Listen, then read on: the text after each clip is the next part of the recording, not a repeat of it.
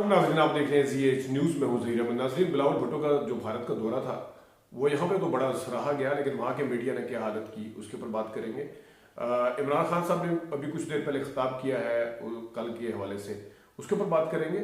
लेकिन इन तमाम चीज़ों पर जाने से पहले एक चीज़ जो बड़ी पोर्ट्रे की जा रही है कुछ मखसूस मीडिया की तरफ से कि इमरान खान साहब को जुलाई की या जून की डेट ले लेनी चाहिए थी, डायलॉग के ऊपर आना चाहिए था और डायलॉग करने चाहिए थे और ये करना चाहिए था, वो करना चाहिए था, जबकि वो क्यों डट गए 14 मई के उसके ऊपर एक बयानिया खड़ा किया जा रहा है, मीडिया की तरफ से कोई प्रोपेगेंडा भी किया जा रहा है। लेकिन इसके ऊपर असल बात ये है कि इमरान खान साहब ज़ाहिर है पहले वो इनके ऊपर कुछ ज़्यादा यकीन नहीं रखते। आपको याद होगा 2008 में नवाज शरीफ साहब ने कहा था कि हम बॉयकॉट करेंगे इलेक्शन का, लेकिन बाद में उन्होंने बगैर इमरान खान को कंसल्ट किए इलेक्शन में हिस्सा ले लिया था, जबकि जमात इस्लामी ने और इमरान खान साहब जो थे वो उन्होंने नहीं लिया था, बैकआउट किया हुआ था। तो इमरान खान साहब का जो ट्रस्ट डेफिसिट है वो उस टाइम से है, वो उनके ऊपर कोई ज़्यादा एतबार नहीं करते किसी के ऊपर भी। अगर जून जुलाई का मतलब वो तो ये भी सोच के, जब राना सनाउल्लाह खुद इंटीरियर मिनिस्टर अपने मुंह से ये कह रहा हो कि आप ये फैसला करें, आप ये आके हमारे साथ पीटीआई बात करे कि हमने अक्टूबर में भी इलेक्शन करवाने हैं या नहीं करवाने, तो तब तक बात है। जिसके वज़ीर दाखिला साहब अहम पार्टी का भी अहम ओहदा है और काबीना के वज़ीर भी हैं, अहम ओहदे पे हैं, वहाँ पे ये जब वो कह रहे हों कि हमसे ये आके बात करें, तो इमरान खान साहब जून और जुलाई के ऊपर कैसे ट्रस्ट कर सकते हैं। और दूसरी बात यह है कि दूसरी तरफ से ये कहा जा रहा है कि इनको डिस्क्वालिफिकेशन के हवाले से है, नाअहली के हवाले से, ख़ुद इमरान खान साहब ने भी उस पर बात की है। लेकिन उस पर मैं जाने से पहले एक चीज़ और, ये एक किस्म का वाकई ट्रैप हो सकता था, क्योंकि अच्छा एक तो 14 मई के ऊपर इमरान खान साहब इस वजह से भी डटे हुए हैं कि जब तक सुप्रीम कोर्ट उसके ऊपर कोई फैसला नहीं कर लेती, क्योंकि सुप्रीम कोर्ट ने ही 14 मई की डेट दी थी, डायलॉग को एक मौका मिला, 3 सिटिंग्स हुई, उसमें फैसला नहीं हो सका। उसमें सिर्फ ये फैसला कंसेंसस हुआ इस हद तक कि ठीक है जी एक दिन में इलेक्शन करवा लेते हैं, लेकिन बाकी नहीं हुआ। और ज़ाहिर है एक दिन में इलेक्शन में पीटीआई ने एक स्टेप पीछे किया है, जबकि पीडीएम की तरफ से, पीडीएम की गवर्नमेंट की तरफ से अभी एक भी कोई ऐसा इकदाम सामने नहीं आया जिसके ऊपर कह सकते हों मतलब सॉलिड उस पर कह सकते हों कि उन्होंने एक स्टेप पीछे किया है। तो इस वजह से कहा जा रहा था कि देखें जी पीटीआई भी मान गई, वो अदालत में भी आज जाके यही कहा। तो इमरान खान साहब ने ज़ाहिर अदालत को भी देखना है, अगर ख़ुद ये इस नतीजे पर नहीं पहुँचे, जब एक अदालत है, सुप्रीम है, अदालत उज़्मा है, उसने एक अनाउंसमेंट की हुई है कि 14 मई को करना है, तो अदालत को आप एम्बेरस नहीं कर सकते। अगर वाकई दोनों तरफ से कोई ऐसी चीज़ें होती, 2 कदम ये पीछे हटते, 2 कदम वो पीछे हटते, तो फिर बंदा, ज़ाहिर अदालत ने इतना स्कोप खुद दिया था। लेकिन ये नहीं हो सकता कि इमरान खान उन अपने मुखालफिन के चक्कर में आके, जिनकी धोखाधड़ी की एक तारीख है, सामने मिसालें हैं और जिनके ऊपर बिल्कुल भी नहीं किया जा सकता, और जिसका मैंने वज़ीर दाखिला का आपको पहले बता दिया है, वो अदालत उज़्मा को क्यों एम्बेरस करें। मतलब है कि आप कंक्रीट कोई चीज़ लेना, कोई ऐसी हवा में बस जून में या जुलाई में तोड़ देंगे और वो ना टूटे। आपने अदालत उज़्मा को भी यानी कि एम्बेरस किया और मुखालफिन को भी मौका मिल जाएगा कहने का, पीडीएम को, देखा जी 8 जजों को पता चला है अब किस तरह हमने ये बात की है और किस तरह इमरान खान साहब 14 मई के आपके 14 मई के फैसले को तो इमरान खान ने नहीं माना, ये कहना था इन्होंने। ये मैं आपको लिख के देने के लिए तैयार हूँ, ये बिल्कुल सही फैसला था 14 मई का। अभी ये देखते हैं कि अदालत इसके ऊपर क्या फैसला देती है। 14 मई के ऊपर ज़ाहिर है अदालत उज़्मा है और जो कुछ भी है। वैसे बाय द वे कुछ जजेस जो हैं वो आइन को रीराइट करने के आर्टिकल 163, वो पंजाब असम्बली के हवाले से बड़ी बातें करते हैं। तो अथर मिदल्ला साहब ने जिस वक्त कहा था कि असम्बलियाँ जो है किसके कहने पे तोड़ी गई हैं, वो एक खैर मर्जी थी, वो बात आगे चली नहीं, वो बनी नहीं, आगे बात चली नहीं बल्कि बनी नहीं। तो अगर वो बन जाती तो उसमें भी आइन को रीराइट करने के ही मुतरादिफ था, क्योंकि आइन में कहीं नहीं लिखा हुआ कि असम्बली जो है वो देखा जाएगा कि किस नीयत के तहत तोड़ी गई है, किसके कहने पे तोड़ी गई। ये आइन में कुछ नहीं है। आइन में यह है कि 90 दिन में असम्बली टूटेगी तो इलेक्शन होगा। यही वजह है कि आज के खिताब में भी इमरान खान साहब ने कहा है कि सुप्रीम कोर्ट के 15 जजेस मानते हैं कि असम्बली डिज़ोल्व हो जाए तो उसके 90 दिन के अंदर इलेक्शन होगा। और यही वजह थी शायद कि एक जज ने एक गुंजाइश निकालने की कोशिश की थी। गुंजाइश समझते हैं ना, कि गुंजाइश निकालने की कोशिश की कि बीच में वो ये पख ले आते हैं किस नीयत के तहत तोड़ी, किसके कहने पे तोड़ी, ये देखना पड़ेगा। वो एक गुंजाइश निकालने की कोशिश की गई थी जो कि कामयाब नहीं हुई।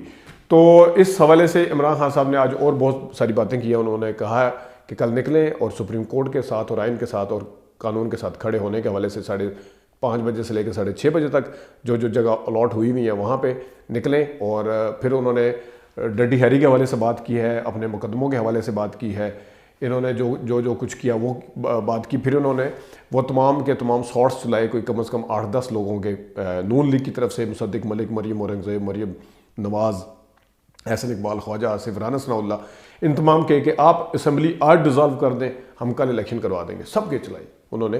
तो ज़ाहिर है उन्होंने फिर बताया कि हमने इस बुनियाद के ऊपर वो किया था, क्योंकि अगर आइन के अंदर पहले था, पहले आपको नहीं पता था कि एक दिन इलेक्शन होने चाहिए नहीं होने चाहिए, जिस वक्त आप चैलेंज दे रहे थे उस वक्त इनके जहन में ज़ाहिर यही था कि इमरान खान साहब ने कौन सी असम्बली तोड़ देनी है तो वो बैठे रहेंगे, लेकिन उन्होंने तोड़ दी।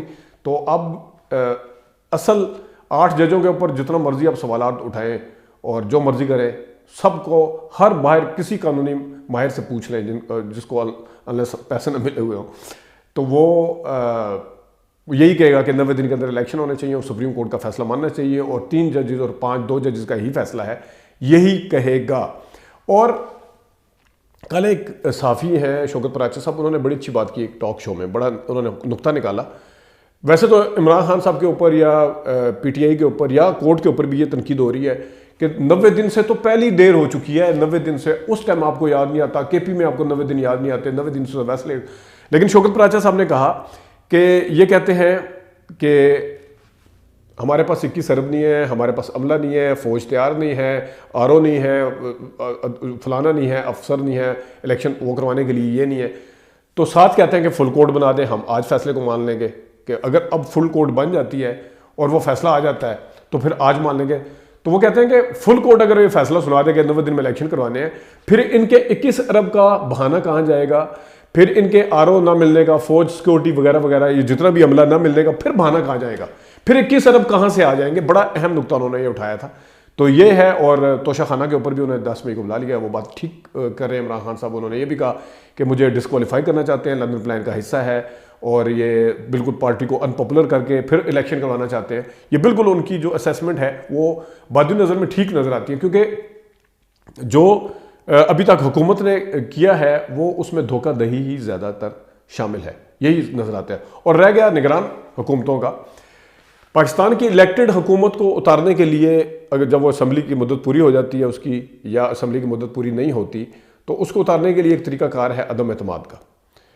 निगरान हुकूमत 90 दिन के अंदर आई है, ये तो फिर इलेक्टेड हुकूमत से भी ज़्यादा तगड़ी हुई कि निगरान हुकूमत को कोई नहीं उतार सकता, उसको उतारने का कोई तरीकाकार है ही नहीं है।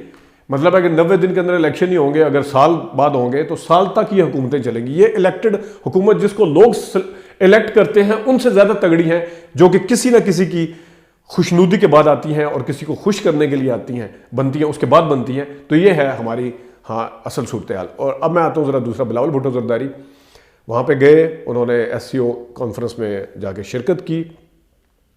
पहले भी यहाँ पे तनकीद हुई कि जब ये सारा कुछ हुआ कश्मीर के हवाले से, तो इनको वीडियो लिंक के ऊपर ही खिताब कर लेना चाहिए था। नो डाउट के SCO कॉन्फ्रेंस में जाना यानी उसमें शिरकत करना भी ज़रूरी था, लेकिन इनकी तरफ से भी इंडिया को मैसेज भी एक दिया जाना चाहिए था कि इतना नहीं है। बेशक वो गए शिरकत करने हैं, वो इंडिया के हवाले से नहीं है हुआ, लेकिन क्योंकि वो इंडिया में अब वही हुआ है, उन्होंने खिताब किया तो उनके जो वज़ीर ख़ारजा हैं पहले तो बड़ा रिसीव किया जिस तरह वो इंडिया करता है हमेशा। उसके बाद उन्होंने जयशंकर साहब ने एक मीडिया टॉक की, उन्होंने कहा कि बिलावल भुट्टो जरदारी साहब आए हैं यहाँ पे और ये जो है ये सपोर्टर हैं, ये सपोर्ट करते हैं। और ये उन्होंने सॉरी कहते हुए एक वर्ड इस्तेमाल किया कि ये टेररिज्म की जो इंडस्ट्री है वो चलाते हैं, उसको वो पता नहीं क्या क्या उन्होंने कहा है।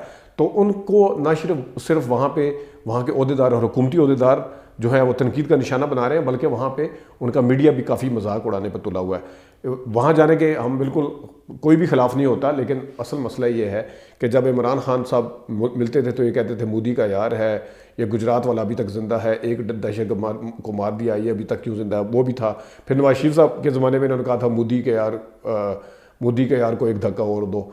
तो अपनी दफ़ा जिस वक्त आप पॉइंट स्कोरिंग पे आते हैं फिर तो बगैर लिए दिए कोई उस वक्त यानी कि विन विन सिचुएशन होती है कि आप अगर भारत के ख़िलाफ़ हैं, इंडिया के दौरे के ख़िलाफ़ हैं, इंडियन हुकूमत के ख़िलाफ़ हैं, तब भी आप कहते हैं कि मुल्क और कौम के लिए मैं ख़िलाफ़ हूँ, मुल्क और कौम की हमें परवाह है अपोजिशन में। और जिस टाइम वज़ीर ख़ारजा बनते हैं, पावर में आते हैं, वहाँ जाके सलाम करते हैं और वहाँ जाके तकरीरें करते हैं, मोहब्बत भरे पैगाम भिजवाते हैं, तब भी कहते हैं कि ये भी मुल्क और कौम के लिए। ये तो विन विन सिचुएशन है कि, और ये खाली बिलावल भुट्टो ज़रदारी साहब नहीं, ये सारे सियासतदान ऐसे ही करते हैं।